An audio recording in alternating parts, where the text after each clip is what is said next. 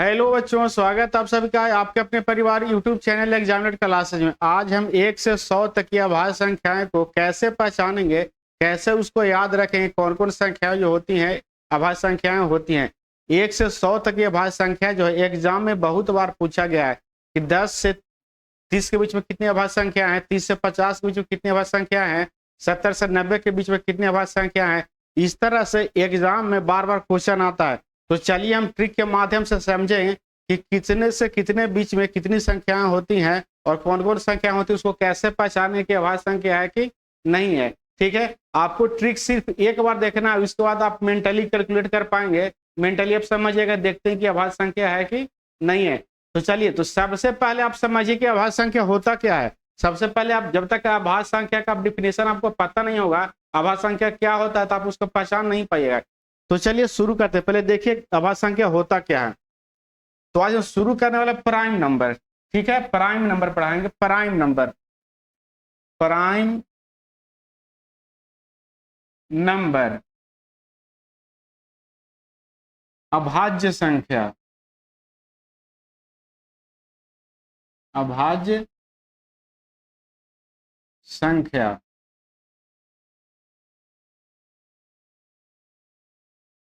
तो चलिए, अभाज्य संख्या दो नंबर लिखते हैं। जैसे एक मान लिया जाए 7 है और एक 9 है। ठीक है, एक 7 है एक 9 है। 7 का अगर आप गुणनखंड निकालिएगा तो 7 जो है 1 से कटेगा और 7 से कटेगा। 7 जो है 1 से कटेगा और 7 से कटेगा, इसके अलावा किसी से भी नहीं कटेगा। और 9 जो है 1 से कटेगा, 3 से कटेगा और 9 से कटेगा। 1 से कटेगा, 3 से कटेगा और 9 से कटेगा। यानी 7 के पास सिर्फ और सिर्फ कितना गुणनखंड है? 2 गुणनखंड है। कौन कौन है? तो एक जो है 1 है और दूसरा जो है स्वयं 7 है। और 9 के पास 1 से अधिक गुणनखंड कितना है? 3 है। इससे बड़ी संख्या होगा तो 4 भी हो सकता है, 5 भी, 10 भी, कुछ भी हो सकता है। तो 7 के पास सिर्फ 2 गुणनखंड है और 9 के पास 1 से अधिक, 2 से अधिक गुणनखंड है। तो जिसके पास सिर्फ और सिर्फ 2 गुणनखंड हो तो अभाज्य संख्या होता है। ये अभाज्य संख्या हो गया। क्या हो गया? अभाज्य संख्या। यानी 7 जो हो गया अभाज्य संख्या हो गया और 9 जो हो गया अभाज्य संख्या नहीं हुआ। कैसे हम देखें? तो 7 के पास सिर्फ और सिर्फ 2 गुणनखंड है और 9 के पास 2 से अधिक गुणनखंड है। तो जिसके पास सिर्फ और सिर्फ 2 गुणनखंड होगा वो अभाज्य संख्या होगा और जिसके पास 2 से अधिक गुणनखंड होगा वो अभाज्य संख्या नहीं होगा। ठीक है, चलिए आप समझ लिए। जैसे देखिए, जैसे आप देखिए 17, जैसे 17 और ले लीजिए 25 को, 17 और 25 को। अब इस दोनों में देखना है कि कौन अभाज्य संख्या है कि नहीं है। तो आपको समझा रहे हैं, पहचाना नहीं सिखा रहे, समझा रहे हैं कि अभाज्य संख्या होता क्या है। तो 17 का आप गुणनखंड निकालिएगा तो 17 जो है 1 से कटेगा और 17 से कटेगा। इसके अलावा दुनिया में किसी भी अंक से ही नहीं कटेगा। उसके बाद देखिए यहाँ से 25 है, तो 25 जो है 1 से कटेगा, 5 से कटेगा और स्वयं किससे कटेगा? तो 25 से कटेगा। स्वयं किससे कटेगा? 25 से कटेगा। यानी 17 के पास सिर्फ और सिर्फ 2 गुणनखंड है और 25 के पास 2 से अधिक गुणनखंड है। तो 17 जो है अभाज्य संख्या हो गया और 25 जो है अभाज्य संख्या नहीं हुआ। क्यों नहीं हुआ? तो इसके पास 2 से अधिक गुणनखंड हो गया। तो चलिए, आप गुणनखंड समझ लिए कि जिसके पास, जिस संख्या के पास सिर्फ और सिर्फ 2 गुणनखंड होता है, एक तो 1 होता है, दूसरा स्वयं होता है, तो अभाज्य संख्या होता है। और जहां 2 से अधिक गुणनखंड हो जाएगा, 3, 4, 5 कुछ भी हो जाए, यानी 2 से जैसे ही अधिक होगा तो अभाज्य संख्या नहीं होगा। ठीक है, आप डिफिनेशन समझ लिए। चलिए पहले कुछ समझते हैं। एक जो है अभाज्य संख्या नहीं है। ठीक है, एक जो है अभाज्य संख्या नहीं है। सबसे छोटी अभाज्य संख्या कौन है? तो 2 है। सबसे छोटी अभाज्य संख्या कौन है? तो 2 है। चलिए इसको लिख लीजिए। सबसे छोटी,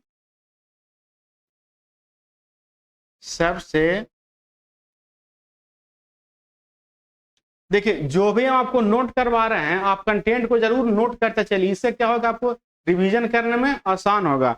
सबसे छोटी अभाज्य संख्या, सबसे छोटी अभाज्य संख्या जो होती है क्या होती है, 2 होती है। क्या होती है, 2 होती है। 2 एकमात्र सम अभाज्य संख्या है, एकमात्र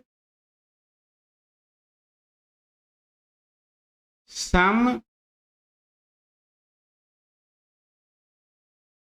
अभाज्य संख्या। 2 जो है एकमात्र सम अभाज्य संख्या है। इसके अलावा जितनी भी अभाज्य संख्याएं होती हैं उसमें सम कोई नहीं होता, सब क्या होता है, विषम होता है, सब विषम होता है। यानी 2 जो है एकमात्र सम अभाज्य संख्या है। तो आप पूछा कि कैसे आप जान लीजिए, जब संख्याएं अभाज्य संख्याएं अनंत तक होती हैं तो हो सकता है आगे जाके कोई 2 से कट जाए। तो देखिए कोई भी संख्या अगर 2 से कट जाएगा, अभाज्य संख्या होगा, जब 2 से कटेगा तो उसका गुणनखंड 1 से अधिक हो जाएगा। तो उसका गुणनखंड माफ कीजिएगा, उसका गुणनखंड 2 से अधिक हो जाएगा। जब गुणनखंड 2 से अधिक हो जाएगा तो अभाज्य संख्या नहीं रहेगा। जैसे देखिए मान लीजिए 125 को देखिए, 125 जैसे 101 को देखिए, 101 क्या है, अभाज्य संख्या है। अगर ये 2 से कट जाएगा तो अभाज्य संख्या नहीं रहेगा। कैसे नहीं रहेगा, एक तो इसका गुणनखंड 1 है और दूसरा में क्या है, 101 है। अगर ये 2 से कट जाएगा तो इसका गुणनखंड 2 भी हो जाएगा। तो गुणनखंड जाएगा इसका 2 हो जाएगा, तो गुणनखंड 2 से कितना हो गया, अधिक हो गया, इसका 3 गुणनखंड हो जाएगा। इसलिए जितने भी अभाज्य संख्याएं होती हैं 2 के छोड़ करके सभी विषम संख्याएं होती हैं। चलिए उसके बाद देखिए 2 अंकों की सबसे छोटी अभाज्य संख्या, 2 अंकों की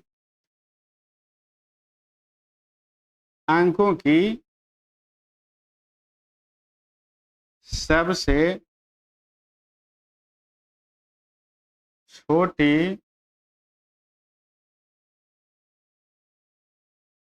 अभाज्य संख्या, तो 2 अंकों की सबसे छोटी अभाज्य संख्या 11 होती है। ठीक है, अब 2 अंकों की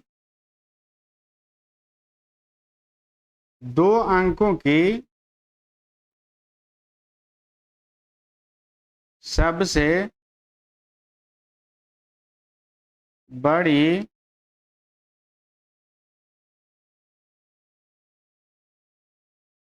अभाज्य संख्या तो 97 होती है, 97। ठीक है, अब 3 अंकों की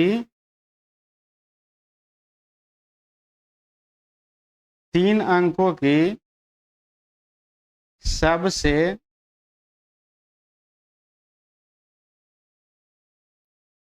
छोटी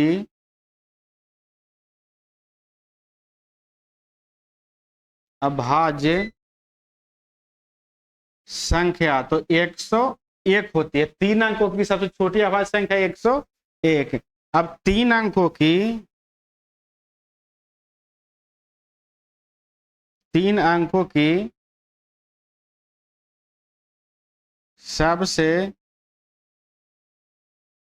बड़ी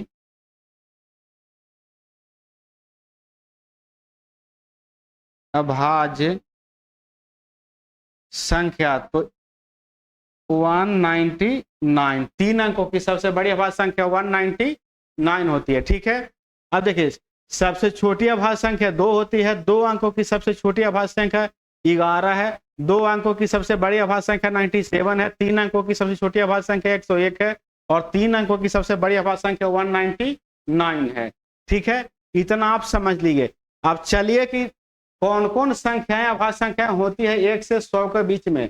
अब कितनी होती है उसका भी ट्रिक देखेंगे। 1 से 25 तक कितनी होती है, 25 से 50 के बीच में कितनी होती है, 50 से 75 के बीच में कितनी होती है और 75 से 100 के बीच में कितनी होती है। तो चलिए इसको हम देखते हैं। तो सबसे पहले देखिए अभाज्य संख्या, सबसे छोटी अभाज्य संख्या 2 और इसके बाद क्या होती है, 3 होती है। ये 2 अभाज्य संख्या तो होती है। अब इसके बाद देखिए जितनी भी अभाज्य संख्या होगी 6n ± 1 के फॉर्म में होगी। आपको ये बात समझ में नहीं आया होगा। ठीक है, इसका कहने का मतलब है कि जितने भी अभाज्य संख्याएं होगी 6 के टेबल में या तो वो 6 के टेबल वाली जो संख्या होगी उससे जस्ट पहले होगी, नहीं तो उसके जस्ट बाद होगी। जैसे में देखिए 23 क्या है, एक अभाज्य संख्या है। तो 23 किसके नजदीक है, तो 22 के और 24 के, 22 के और 24 के। तो 22 के जो 6 का टेबल का नजदीक तो नहीं आता है, तो 24 जो है 6 के टेबल के नजदीक है। तो जो आभाज्य संख्याएं होगी या तो 24 से पहले होगी, नहीं तो 24 के जस्ट बाद होगी। ठीक है, देखिए अभी आपको इस समझ में नहीं आया, देखिए समझाते हैं आपको तो समझ में आपको आएगा। पहले आप 6 का टेबल लिख लीजिए। देखिए 6, 12, 18, 24, 30, 36, 42, 48, यहां से हो गया 54। ठीक है, अब यहां से देखिए 60, 66, 72, 78, 84, 90 और क्या होगा 96 होगा। 90 और क्या होगा 96 होगा। ठीक है, चलिए अब एक काम और करेंगे।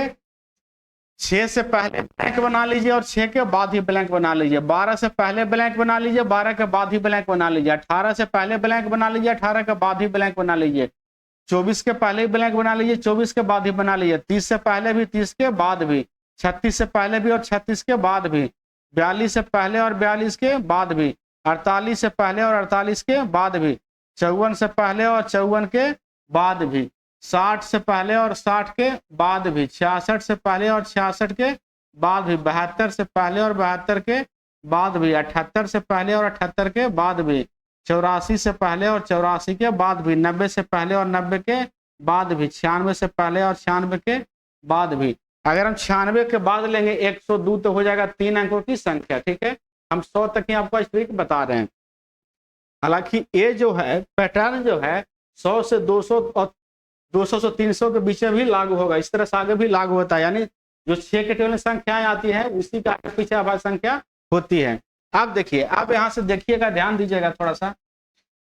6 के पहले क्या होता है, तो 6 के पहले 5 होता है, तो 5 क्या है अभाज्य संख्या है। ठीक है, 6 के जस्ट बाद क्या होता है 7 होता है, तो 7 क्या है अभाज्य संख्या है। अब ऐसा नहीं है कि 12 के पहले जो होगा कन्फर्म है कि अभाज्य संख्या होगा, 12 के बाद कन्फर्म है कि अभाज्य संख्या होगा, नहीं भी हो सकता है। लेकिन जितने भी अभाज्य संख्याएं होगी जो 6 के टेबल में संख्याएं आती हैं उसके या तो जस्ट पहले होगा, नहीं तो जस्ट बाद होगा, इसके अलावा कहीं भी नहीं होगा।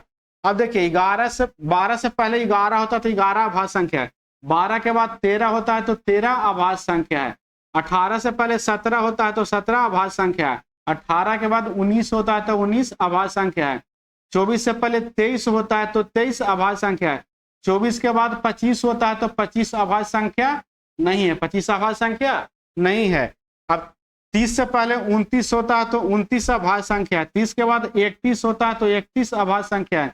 36 से पहले 35 होता है तो 35 अभाज्य संख्या नहीं है।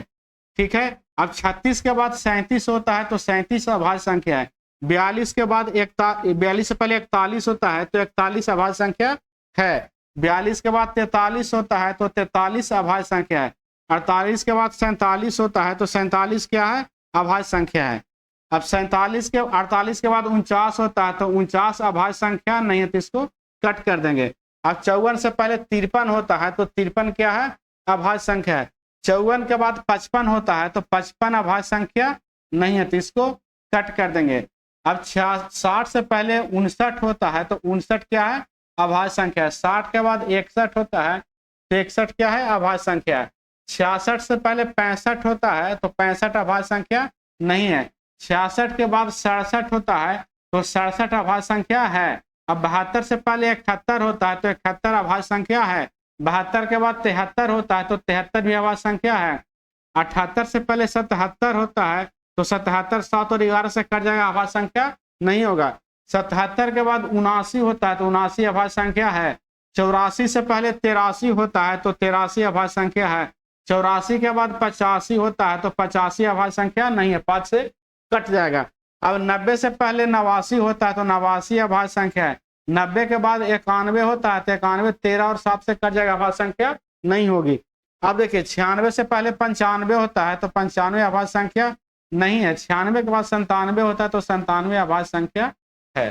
ठीक है, अब देखिए 1 2 3 4 5 6 7 8 1 2 3 4 5 6 7 8 9 10 11 12 13 14 15 16 17 18, 19, 20, 21, 22, 23, 24 और 25, यानी 1 से 100 के बीच में कुल 25 अभाज्य संख्याएं होती है। इसका भी आपको हम ट्रिक बताते हैं अभी जस्ट कि कितना कितना कैसे कैसे संख्याएं होती हैं।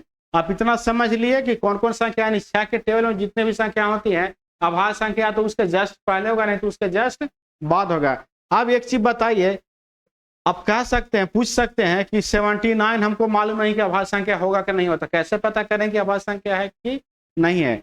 तो 79 को आप लिख लीजिए, 79 को आप लिख लीजिए। अब ये देखिए कि 79 से बड़ा कौन पूर्ण वर्ग संख्या है?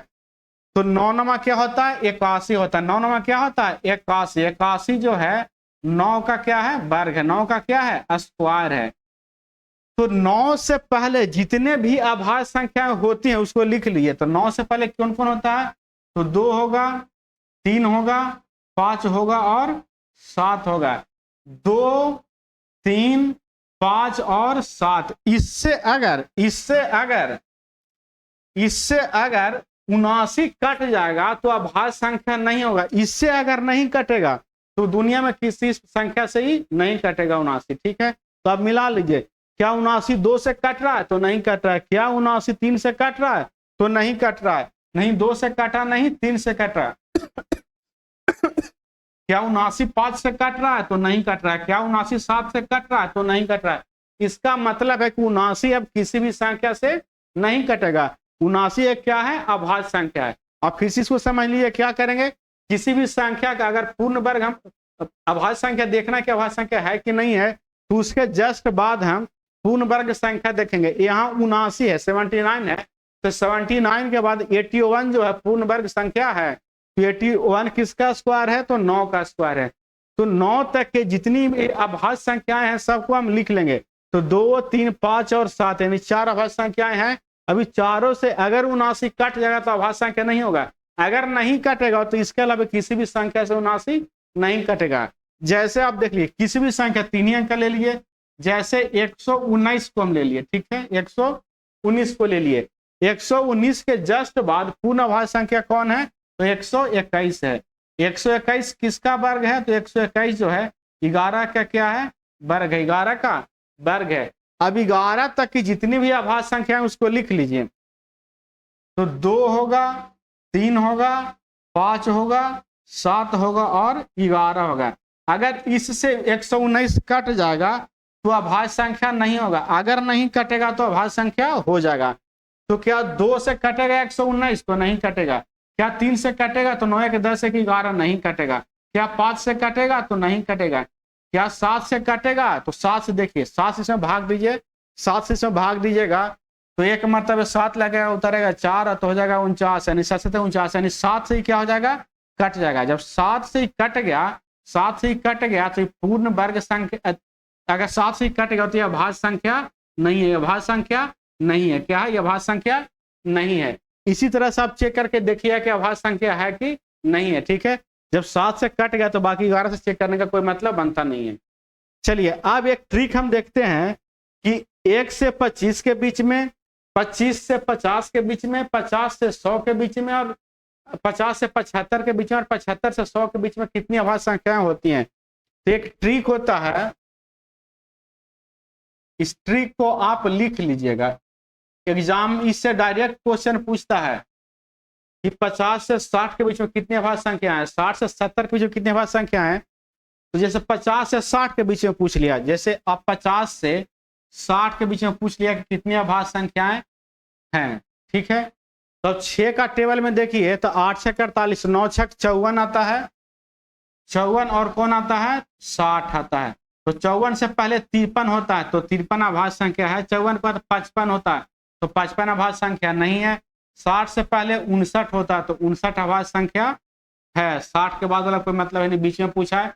यानी 50 और 60 के बीच में कितनी अभाज्य संख्याएं हैं? तो 2 अभाज्य संख्याएं। इस तरह से आप आसानी से लिख सकते हैं। ठीक है, नहीं तो आपको अगर मेथड मालूम नहीं होगा, पूछ देगा तो आप सब संख्याएं लिखिएगा। 51 लिखिएगा, फिर 52 लिखिएगा, फिर 53 लिखिएगा, फिर 54 लिखिएगा। इसी तरह से आगे लिखिएगा तो आपका टाइम लैप्स कर जाएगा, एग्जाम में आप फेल कर जाइएगा। ठीक है, तो इसी तरह से आप चेक कीजिएगा जो हम मेथड बताए हैं। तो चलिए हम ट्रिक की ओर बढ़ते हैं।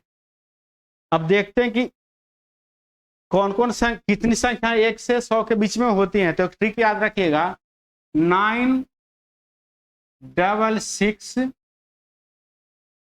4 9 6 15 21 4 25, यानी 1 से 100 के बीच में टोटल जो है 25 अभाज्य संख्याएं होती हैं। ठीक है, अब देखिए अब कौन कौन होती हैं। अब देखिए 9 संख्याएं जो होती हैं, 9 संख्याएं जो होती है 1 से लेकर के 25 के बीच में, यानी 1 से 25 के बीच में 9 अभाज्य संख्याएं होती हैं। उसी तरह से 6 अभाज्य संख्याएं जो है 25 से 50 के बीच में होती है। 25 से 50 के बीच में, यानी 25 से 50 के बीच में 6 अभाज्य संख्याएं होती हैं। उसी तरह से 50 से 75 के बीच में भी कितने अभाज्य संख्याएं होती हैं, तो 6 अभाज्य संख्याएं होती हैं। उसी तरह से 75 से 100 के बीच में 4 अभाज्य संख्याएं होती हैं। तो आप इस बात को ध्यान में रखिएगा। डायरेक्ट इससे क्वेश्चन पूछ देता है कि 75 से 100 के बीच में कितने अभाज्य संख्या है, तो आपको ट्रिक याद रहेगा तो झट से 4 मार दीजिएगा। ठीक है, चलिए अब एक ट्रिक और देख लेते हैं कि 100 से 200 के बीच में कितनी अभाज्य संख्याएं होती हैं, तो 21 अभाज्य संख्याएं होती हैं। ठीक है, कितनी होती हैं, 21 अभाज्य संख्याएं होती हैं। इसको भी ट्रिक से देखते हैं कि कौन कौन होती हैं। अब देखिए ट्रिक इसका होता है TRIC ट्रिक 55556। पहला था 9664, इसका है 5556, इसका है 5556।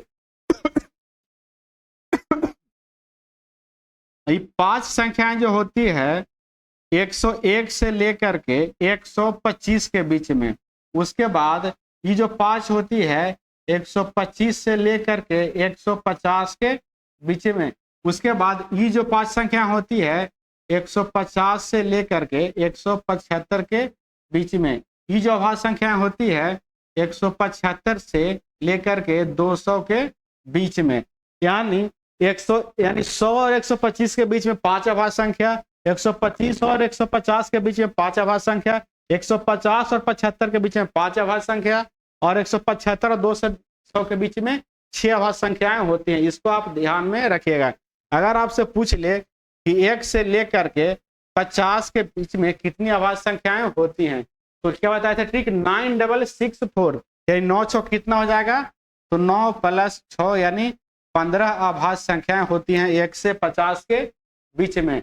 आज का सेशन आपको कैसा लगा? आज का सेशन अगर आपको अच्छा लगा तो हमारे वीडियो को लाइक कर लीजिए। आप इस चैनल पे नए हैं और सब्सक्राइब नहीं किए तो सब्सक्राइब कर लीजिए, और दोस्तों में शेयर जरूर कीजिए ताकि उनको भी ट्रिक को मालूम हो और एग्जाम में फायदा हो। तब तक के लिए धन्यवाद।